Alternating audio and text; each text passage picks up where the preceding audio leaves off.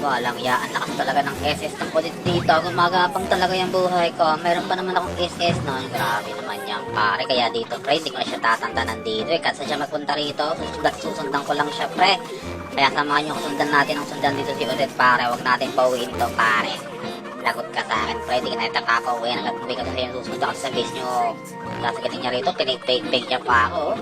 Fake ka pang nalalaman niyang hinayo ko pa. Lagot ka sa akin, pakapalayin talaga kita. Ikaw lang ang babantayan ko rito, gagi. Kala mo dyan, ha? Ha! Masyado kang madaya, pare. Sige, dito lang tayo, pre. Katubos yung cooldown natin yan, oh. Ilang seconds na lang yan, oh. Cooldown na ako dyan, pare. Mabubuhay na ako. Lagot na, pare. Magpapatay na ulit tayo. Eto na, 3, 2, 1 second. Eto na, pare. Dito, sabay tayo ng mga skill dito, pare. Kaso sobrang lugi talaga ako dun, pare. Kaya ang ginawa ko lang dito, nag-iwan na lang ako ng tayo dyan. Tapos, pong, patay.